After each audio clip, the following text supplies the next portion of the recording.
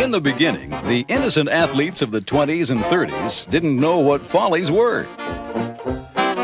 They just took weird shots and wore strange clothing, and so we laugh at them today. But by the 40s, they were actually trying to entertain and amuse, as each sport developed its own distinctive folly style.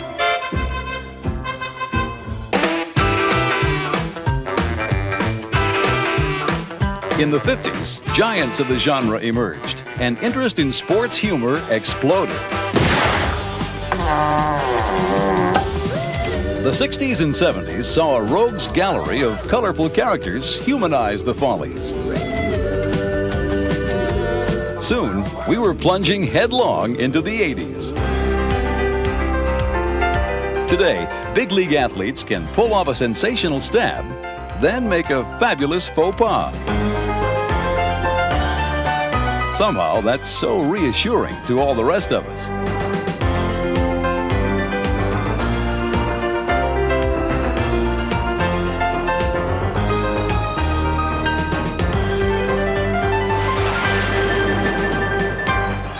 Only someone this good can commit the greatest sports follies.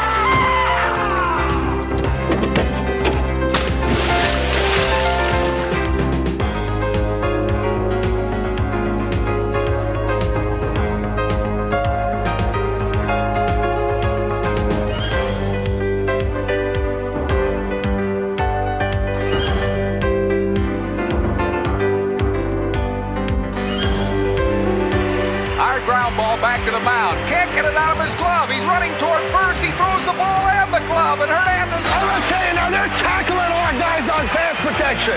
Don't you be intimidating me. I'm not intimidating you. Don't you be intimidating me. I'm not intimidating you. Don't you be intimidating. You gotta be kidding. Hey, you guys are reading a different rule book than me. When you look at it, sometimes we're very serious about what we're doing.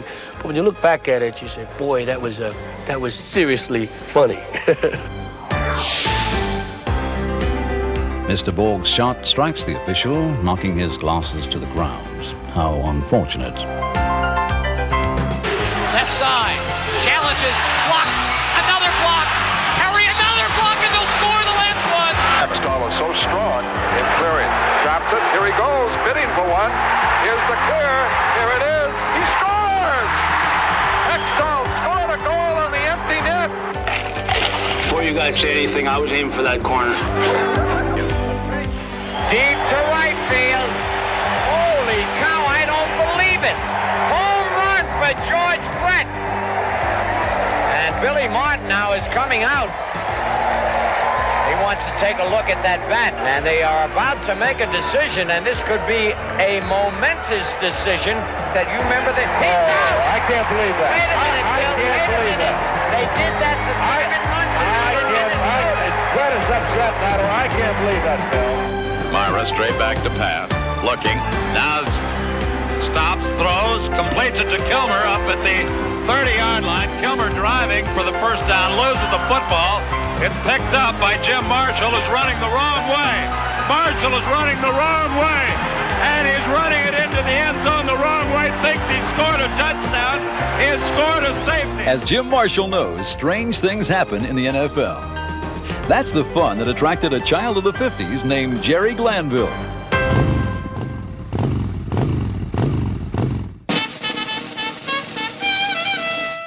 I've never gotten out of bed where I don't want to run in and go to work.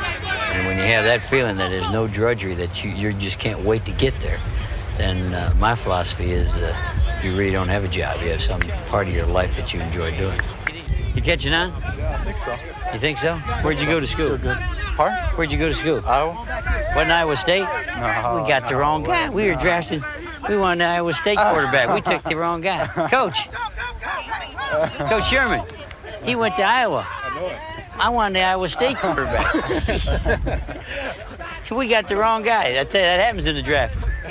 You end up with the wrong guy. Sometimes you get the wrong guy. Other times you pick the wrong play. Sometimes the wrong guy picks the wrong play, but it ends up in the right place. Gets up, and now cranks up, throws a deep bomb to Butler. He's got it. You just never know, because that dang ball won't bounce the same way twice. Really, the ball probably originally wasn't designed to do what we're doing with it now. I guess if the ball was round, we wouldn't have all this fun.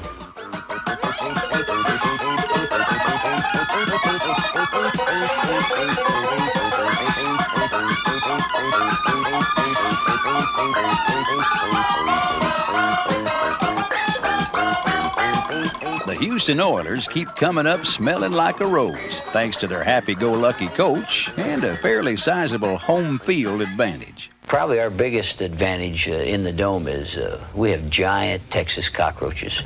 We have cockroaches in the visitors' locker room that I've heard players say they have ridden them out to the bus. This has to be an advantage because if you're from the north, you don't get to see these things. I mean, these are the size of alligators. Each NFL stadium has its own little surprise for visitors. Magnets in the turf at Seattle. Old Testament interlopers in Atlanta. Landfill leftovers in New York. California's La Brea tar pits. Arctic Circle antics in Green Bay. Thin air in Denver.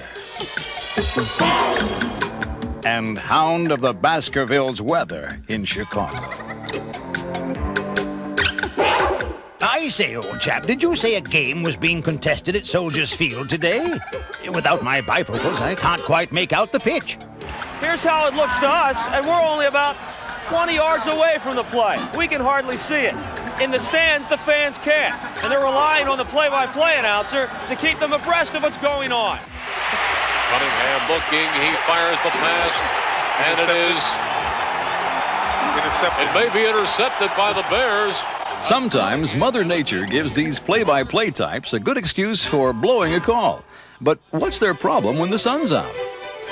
Miller going to hand it to Primus. Primus 5, 10, 12, lifting, 17, 10, 6, 5, touchdown, Primus in the corner. Other times, they just don't believe they saw what they saw. And he spins over the top, stays on his feet.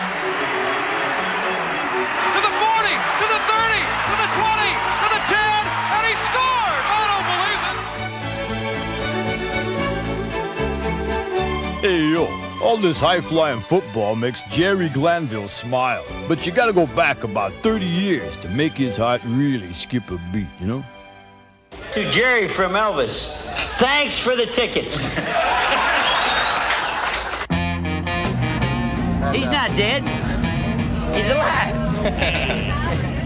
Yeah, Jerry still hangs out with Elvis and drives James Dean's car. James Dean's in the trunk. Now, we can take the mill out of this car and make 150 Toyotas. That you'll never see Coach Glanville on the downbeat. Well, the Oilers, they play a wide-open game. You know, they whenever it comes time for them to do something, they jump on it and go with it. The King approves of the Oilers' wide-open style, and the players all march to the beat of a different drummer.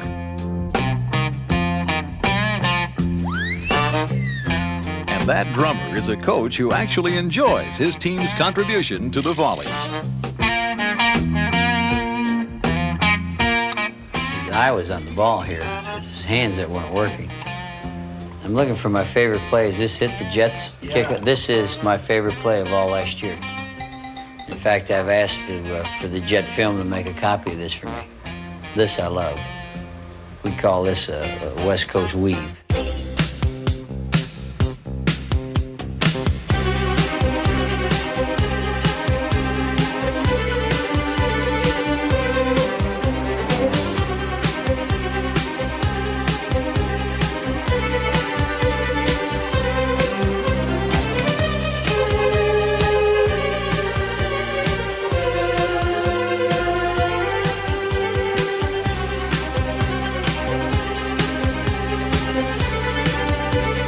The New York Jets set an unofficial world record for number of laterals, yards traveled, and elapsed time on this play. But you know what they say. Those who live by the West Coast weave die by the West Coast weave. Now to Richardson, who let it fall, and it's taken by Tampa Bay down the right sideline. Vince Heflin's going to go all the way for the touchdown. You see, record-making, breathtaking, game-breaking plays are always just one oops away from a folly. Fans love them, but for coaches and players, there's only one thing worse. Way up here. Official. He's up here, sir. Come on, you see 88 holding out there.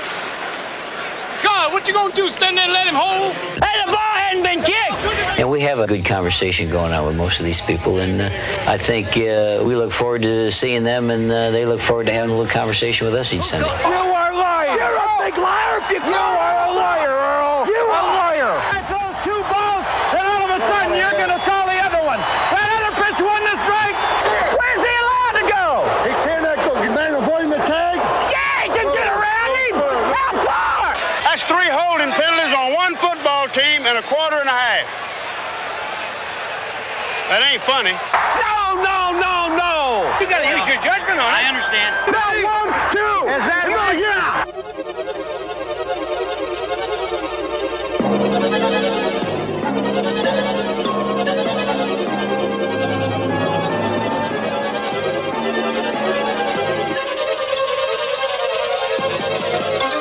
Hey, Joe! Hey, Jerry! Hey, Jimmy. Hey, Airman! Hey, you over-officious jerk! Get out of here! Get out of there!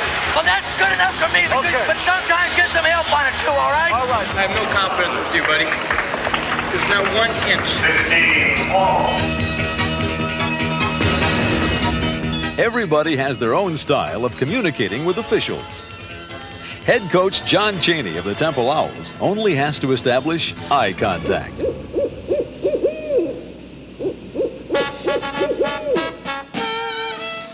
But in the last couple of years, the rules have changed. We're not able to talk to the officials anymore. So now I'm guilty of just staring at them once in a while. They've called a couple of my stares the one-eyed Jack stare. But we can't talk to them, so at least I can stare at you. John, I wouldn't want to meet in an alley because he comes up and he stares at you with those big eyes, and I would just drop over, play dead, because he would scare the heck out of me. And he wants a team of domination. That's it. Not competitiveness, domination. That's John. The other coaches, they're worse than I am. At least I think they are. Especially that Roley. Roley and Speedy, yeah, they're bad boys. My personality is somewhat of a quiet personality. I mean, I'm an emotional kind of a guy. Being the nationality that I am, it causes that. I think I have a pretty good relationship with the officials. And now they're not supposed to talk, but we still have a little camaraderie and a little conversation now and then. I love to look at him more than I see the game. In fact, when I'm scouting them, I lose sight of their team and watch Roley. He's really something very funny. Speedy the same way. Speedy Morris, he wrestles with himself. You know, he tears himself apart, and I mean, he takes off his clothes as he's yelling and screaming. Speedy's a sight to behold, I think. There's Speedy Morris. He's going to be losing that tie shortly, and the sweater is probably in deep trouble, too. And Speedy Morris, who ripped his pants here 2 years ago, they were threatening to rip his sweater off. This reminds me of 2 years ago when Speedy ripped his pants right up the back. I ripped them because I was wearing 36 pants. I got about 39 waist, you know, and I learned since then to buy bigger pants. And I just expanded too much for the pants, and they couldn't take any more. They had enough, and they just popped. The fans saw it. I mean, it wasn't just a little tear. I was just happy I had clean underwear on. And, of course, when he went into halftime, his wife was sewing his pants up, and he was standing there coaching in his underwear. And he still won the game. That's what I told him. Split them every time you play. I said, you're better off. If they give you a W, that's all it takes. These three coaches all work in the same building. Philadelphia's Palestra is the home court of a unique city series called the Big Five. Each year, Temple, LaSalle, St. Joseph's, Villanova, and Pennsylvania display Division I college basketball at its best. So that fire is always burning.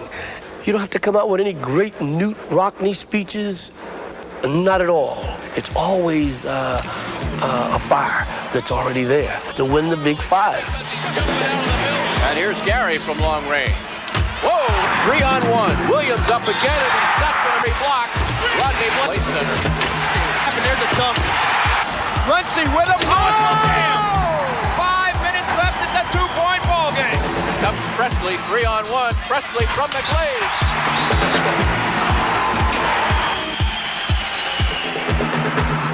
Massey, oh my. Here comes a party. Johnson on the breakaway. But all this emotion can sometimes backfire. Oh, he walked. He walked. The crowd intimidated him, I think. And he was trying to think of about 8 different moves and couldn't get any of them started. We put all of the time in teaching and coaching to get that ball right through that basket, and yet it seems to bounce everywhere. All alone, Williams missed the dunk. The undunk. So he undunked the ball instead of dunking the ball. Sometimes we say it's a brick. He shot up a brick. And it's being kicked around everywhere. You go to try to pick the ball up, and there's one guy who misses it, and 2 other guys fall on the floor. This guy dives at it, he misses it, and another guy ends up with it. The ball's going that way, and all of a sudden it's going back this way by the other team, and he goes down and blows the basket. Ball hits him in the face, he falls out. All of these things happen, and it's very funny, but it just goes to show you that the game is not so far removed from where life is.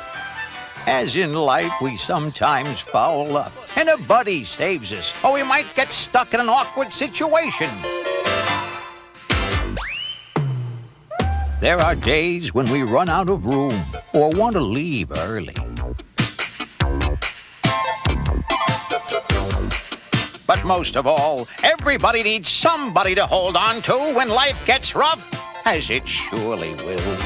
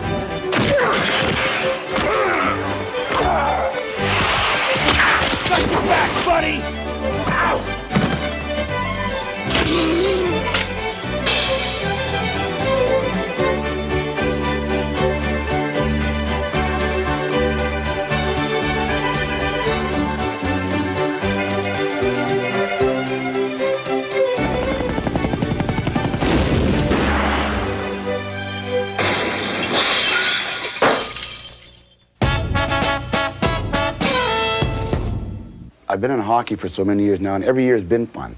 To me, when the fun does go out of it, I think it's time to get out of it. Terry Crisp is a former Broad Street bully from the Philadelphia Flyers, who now presides over the loosest team in the NHL, the Calgary Flames. Just don't think, react. You'll be all right. We all go in with visions of grandeur and doing this and that, but what it really is, if you jump up on top of Secretariat, you know you got a pretty good chance of finishing up in the top money. Here's Poplinski. What's in, gives it to Radina. He shoots, ran for the save. Oh, they put it in. Joseph it back into his own net, and it is 5-3 Calgary. You're on a Mennonite plow horse, you better be gouging pretty good to get down the home stretch. 2 on 3, Muller in the middle. Shot was deflected on, goal scored! Patty Verbeek will get the goal. Mike Vernon misplayed it. Terry is the kind of guy that says what he feels and says it loudly and says it right away. So at times he's very boisterous and sometimes even out of control. But the bottom line is he wants to win hockey games, and that's what we're all here for. Well, in the 16 years I've gone through just about every kind of coach you can imagine. Coach Crisp is kind of a hauler guy. It's his way or the highway sort of deal. He wants you to play with emotion out there and go that way. They're all men, they're family men, they're human beings, and we're going to make mistakes.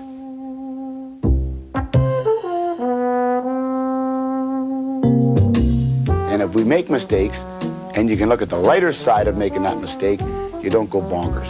You don't wind the rubber band up and it goes boing.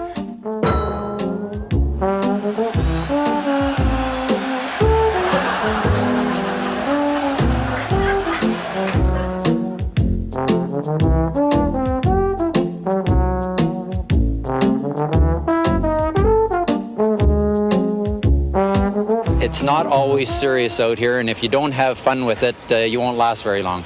Something funny just happened. Dave Maley put on Manson's helmet as he's skating off the ice. He did. He thought he had his own helmet, tucked it on, and was skating off.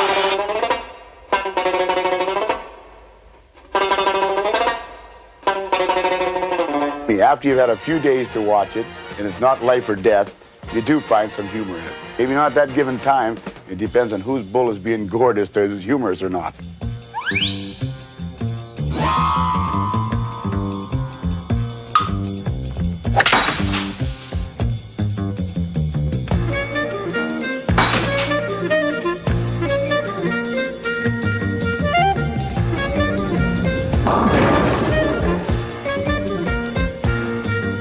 I think that you got to have a sense of humor to play in this game, and there's a lot of funny things that happen during games. But sometimes it's fun, sometimes it isn't fun. He centers it out in front of the net. There's nobody there. There's a loose stick, and there's a loose glove, and the glove scores. Fellas, this is hardly the time or the place, you know. Come on, fellas, please, just knock it off, okay? Come on, guys. Take that, eh, you poser.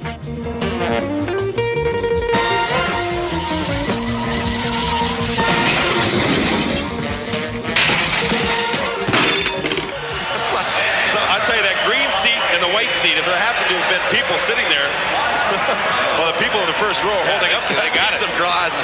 And here, Bergeron will be going right now. I can't believe it. Pucks end up in the darndest places. It's in the skate of Salming.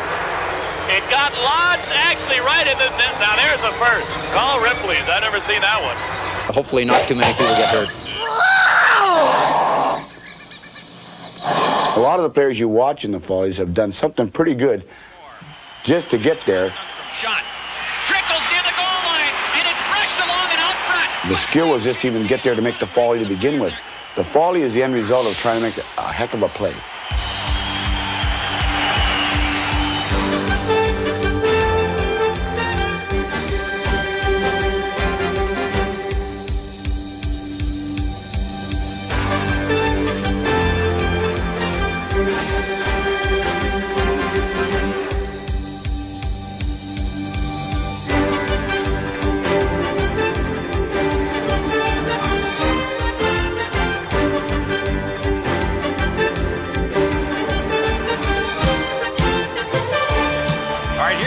Shot. Now you can see how he puts it in the corner. Now watch this puck hug the boards. It looks like it's going to stay there all the way. It's magnetized. The goalie thinks it's coming back behind, but he's wrong. It's a score.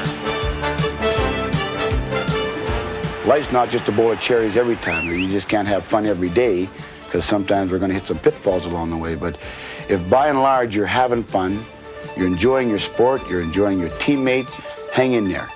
Keep doing it because the fun days far outnumber the miserable days. Believe me, they do. And too soon, too fast, They leave us, they're gone, and you can't get them back. Terry Crisp and his Calgary Flames have demonstrated that the right blend of fun and games can take a team straight to the top. Lanny McDonald shoots. He scores. The old man has come through. The Flames are ahead 2-1 in the Stanley Cup Final. In 1989, the Flames followed the lighthearted lead of their bushy-faced elder statesman and curly-headed coach to the World Championship and a nice little trophy they call the Stanley Cup.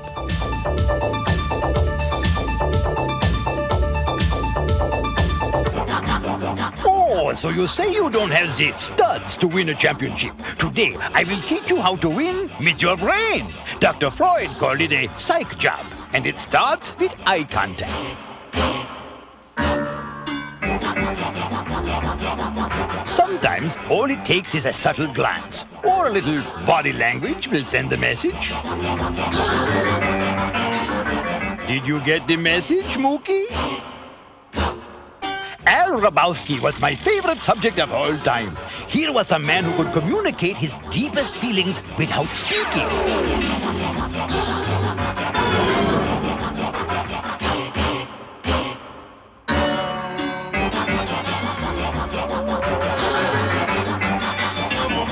Grabowski was called the Mad Hungarian, but he was nothing compared to tennis pro Ilie Nastase, a Romanian known as Dracula. Hey, loosen up, Ilie! I don't know. I'll loosen up. I'll loosen up right now because I'm tense right now. As a touring professional, Ilie Nastase was the loosest player to ever grace a court. In a game marked by somber intensity, Ilie was a child at play. He was a gifted athlete and brilliant shot maker who was at one time ranked in the world's top 10. But he simply couldn't resist his natural temptation to have some fun. Often he flashed back to boyhood memories of soccer in his native Romania.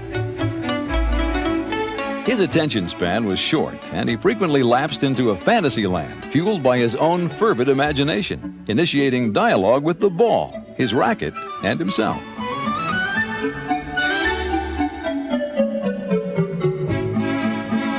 But his mood swings were not always sunny. He could suddenly turn as dark and menacing as a Bucharest winter. At these times, he became Nasty Nastase. Intimidating officials. Disturbing opponents. And shocking fans.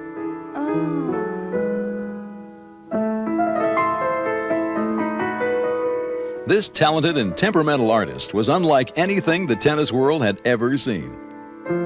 Depending on your point of view, that was either good or bad, but never indifferent. Sure, sometimes I went too far, and I have to admit it, but I don't regret it. But I don't regret at all, because it was me. I did it my way, like, Sinatra did it. Today, Ilie is a touring pro, still teaching his unconventional style at a Paris tennis club, owned by his old Romanian doubles partner, Jan Teriak. Did you teach him? No, not really. I mean, he was so gifted that he was gifted from God. And then I was the second one, so I never compare myself with God, but he was probably the most gifted tennis player I saw in my 30 years, and I don't believe that players like this are coming every generation, and the man had a merit to change the game of tennis from tennis sport to entertainment. And that my young friend is not so young anymore. No. Still, unfortunately, has the bad habits. The hair is as long as he was. A young Ilie emerged on the international scene in the 60s as a member of the Romanian Davis Cup team, led by his Svengali, Jan Teriak. The prodigy was taking graduate classes in Intimidation 101 from Professor Teriak.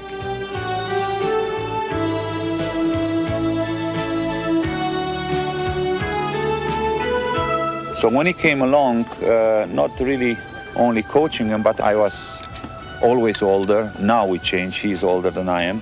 But at that time, I take them with me, and we form the first odd couple of the tennis, put it that way. Impressionable Ilie learned his lessons well and graduated with honors. He was soon taking the Ilie Nastase show on the road to tennis clubs all over the world.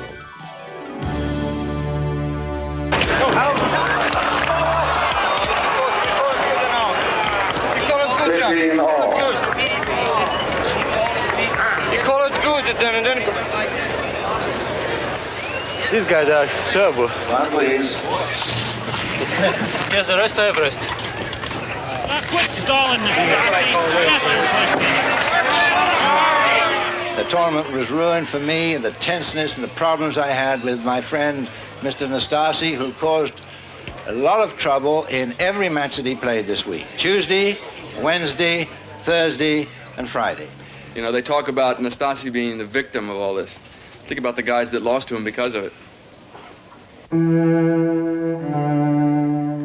So, you say this Ilie Nastase fellow from Bucharest is rude and boorish. Maybe so, but he's also very entertaining.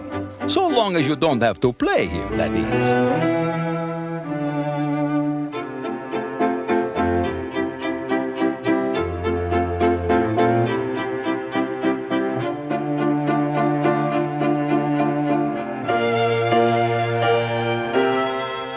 Ilie even played some head games with his former partner, Jan Teriak, who was now retired and coaching Guillermo Vilas.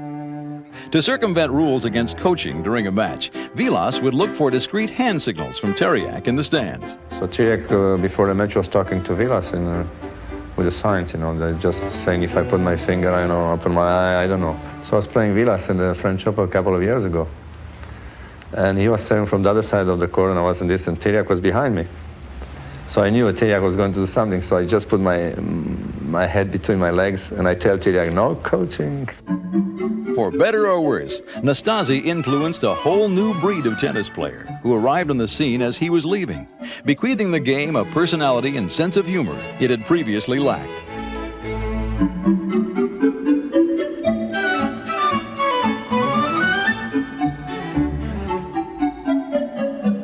Nastase never worked. He played the game. I did have fun. You know, it's every time I was playing the court, I have fun. I mean, losing or winning, I have matches that I like it, but I lose the match, and that's the way I was. In the world of sport, there are precious few originals. Ilie Nastase was one of the greatest. Well, Nastase's colorful counterparts can be found in every sport.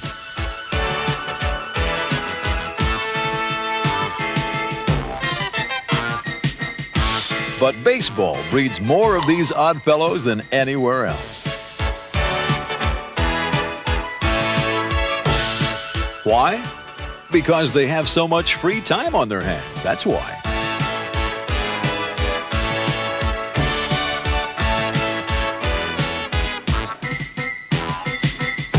Larry Anderson is a well-traveled middle reliever who keeps assuming new identities. That's me. I'm Nolan Ryan. Last year, gave up a home run to Schmidt in the Dome, and it was pretty much a blast. And Hal Lanier came out to the mound. He said, looked at me and kind of shook his head. He says, anything hit that high and that far ought to have a stewardess and an in-flight movie. Now that was comforting, I'm not about to put baseball above life. And I think that's, you know, the things I do is part of my life. Even when he was with the Phillies, Anderson has always been strange. Sort of like Pittsburgh's Andy Van Slyke, whose off-center ideas led to the nickname Norman, as in Norman Bates of Psycho.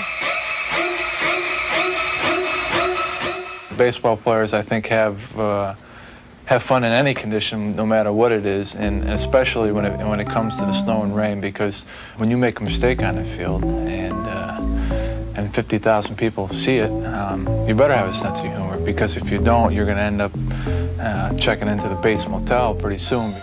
Today is April 8th. We're in Wrigley Field, Chicago. And this is the Pirate Trio of the Pittsburgh Pirates, even though there's more than 3. Okay, guys? Ready? Hit it. Hit it. 1. Hit it. 1, 2. 1, 2, 3. The weather outside is frightful, and I am so delightful. I don't want to play. So let it snow, let it snow, let it snow.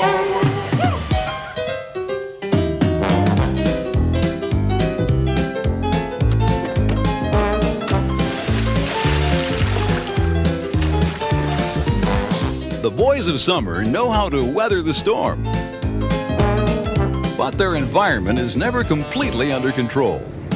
Blimps blot out the sun.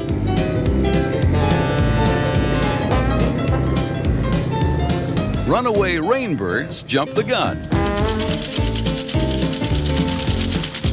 I'm not a meteorologist. Don't tap my foot and ask me if it's going to rain or not. Check the wind direction. We had just taken the lead. We're trying to get the last 3 outs of the game. All of a sudden, this wind starts picking up. The skies turn black. Our catcher is being invaded by hot dog papers and Cokes and beer cups, and all of a sudden, he's getting plastered. It was the first time that I've ever had a wind delay in any of my years in baseball.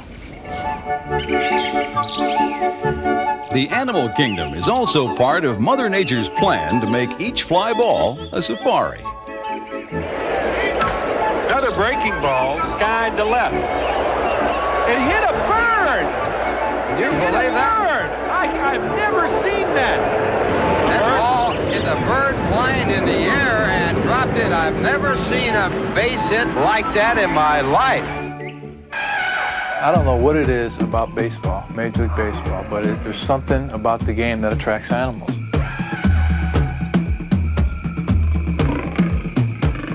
You got squirrels running around the field. You got cats, birds, bugs. They get down the field and they get in your eyes and they get in your ear. And I was running after the ball one time and with my mouth open, and bingo, here comes a moth flying right into my throat, end up swallowing it, and I end up almost dropping the ball, and nobody knows it. And I'm the only guy who ends up almost being the GOAT because of a moth. A ball soars through the night sky. Mr. Andrew Van Slyke of the Pittsburgh Pirates intersects the hurling sphere an instant before it plunges to earth. This skill has earned Mr. Van Slyke a gold glove, yet he knows at any given moment he can enter another dimension of time and space, known as the Follies Zone.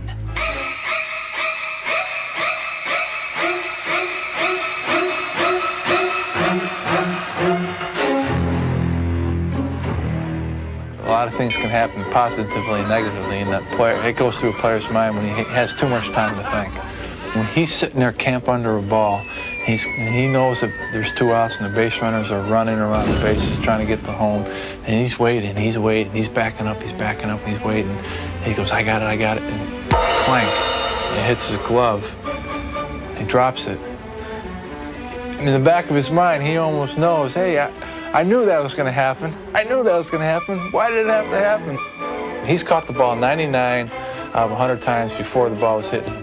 And he knows that, I probably got it, but that one time he's waiting, and clank.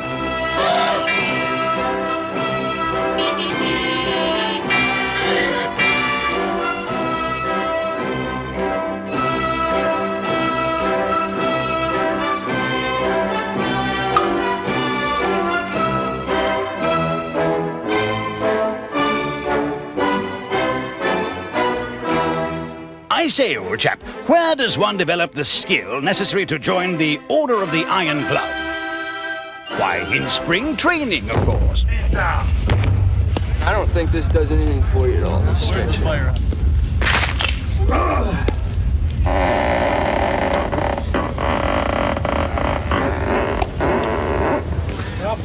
Hey, Rothy boy! Hey, Norton! Hey! Spring training is the time for suntans. It's not like we're doing a Jane Fonda tape and trying to get ourselves our bust line down or up, or our butts up or down, or our thighs in or out. I mean, that's not what we're thinking about. Every day I would come in and boast about how how well I was catching bats in spring training. And that's all I thought about when I was on the field in spring training. Those who survive fishing trips in Florida earn a spot on the traveling squad. That's smart.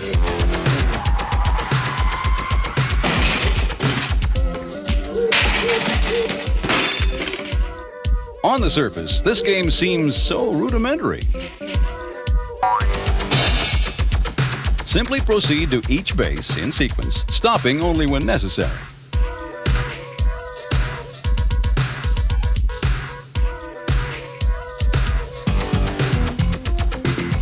Takes a good pitch to go on. Terrible throw. Mosby doesn't know where the throw is. He's going back to first base. Is he going to steal first? He steals first. Now he's going to steal second again. I've never seen it before. Where's Evan Casella when you need him? Such a basic task. Strike a leather-bound ball of twine with a sturdy stick of wood.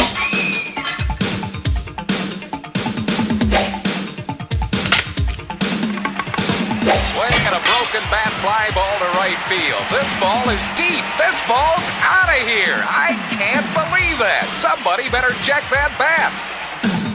Oh, yes, and don't forget to bring along your sense of humor. I think the players can almost become a fan. They almost are sitting in the stands themselves with that Coke and watching that happen, and they're laughing along with the fans, which makes it real funny. It's not a setup. It just happens, and it happens to be a funny thing. Swing and a ground ball back at the mound. Off the glove. Hits Kipper in the head. He tries to recover. He throws. Safe at first base. Here it is again. Deion James hits a ground ball. It first goes off his glove, then off his head. In his haste to try to make the play, he loses his cap.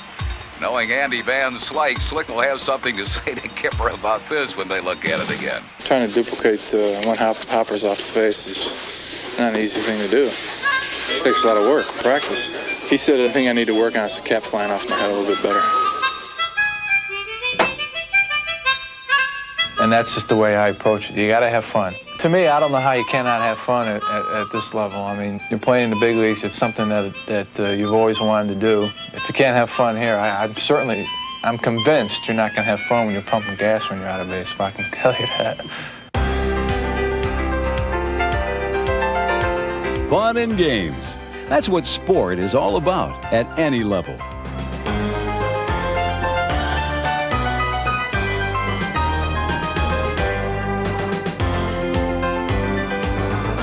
Perhaps we can sum this all up by paraphrasing the most famous quote from the Sports Cliché Hall of Fame. It's not whether you win or lose, it's how you make the greatest sports follies that counts.